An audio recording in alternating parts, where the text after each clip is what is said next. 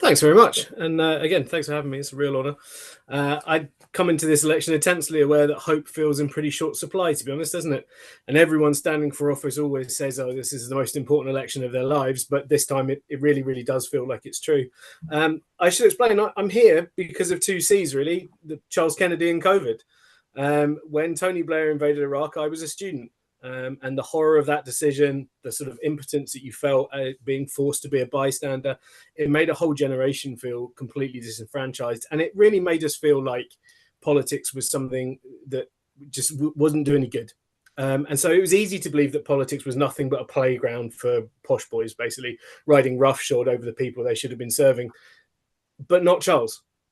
Charles just was a light, shining in the dark and pointing towards justice. And he was the one career politician you could point to who showed a better way of doing things. So that was why I joined the Lib Dems. I stayed, in the Lib Dems right up until they were propping up a Tory coalition. Because as you can hear from my accent, I haven't been in Lochaber for 1,000 years, and nor has my family. But I come from a place where the Lib Dems exist to boot out Tories.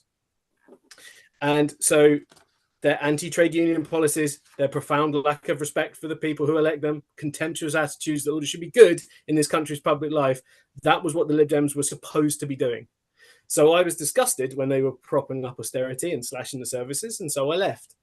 And COVID brought me back to politics in quite a big way. I was a teacher working in the Vulnerable People's Hub in Ardnamurchan over that period. And I had to sit in a spare room of my mum's house down in South Lochaber watching the live stream of a funeral of my uncle. I wasn't allowed to attend. And we all knew that Johnson and Cummings had been speaking about letting the bodies pile high.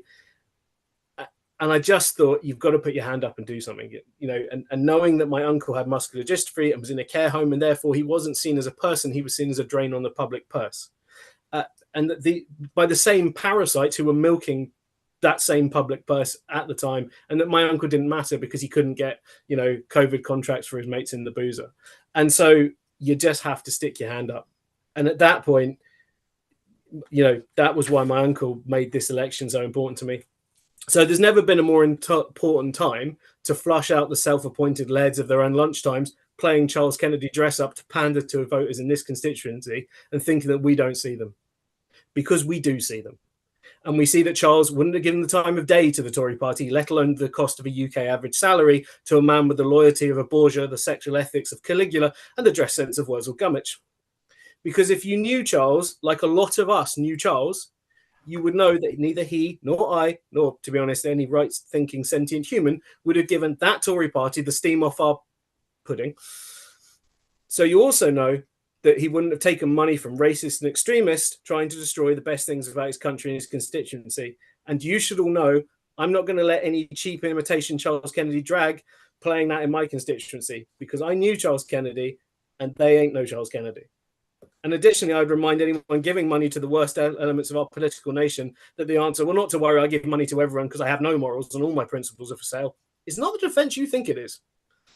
Because we see that too. So where's the hope?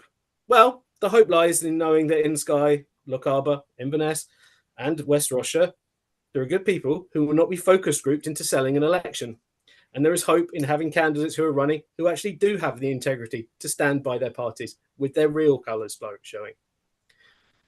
I'm not claiming sackcloth and ashes here, guys. I'm a privileged, lucky man. It's not, but I do have a job, okay? And you do need people in elections who have jobs, who are unpaid carers, who know what it's like to be on the ground with how this cost of Westminster crisis is actually affecting us, okay? Because if you've never had to worry about what it's like to pay your electricity bill at the end of the month, you don't deserve the votes of people that have.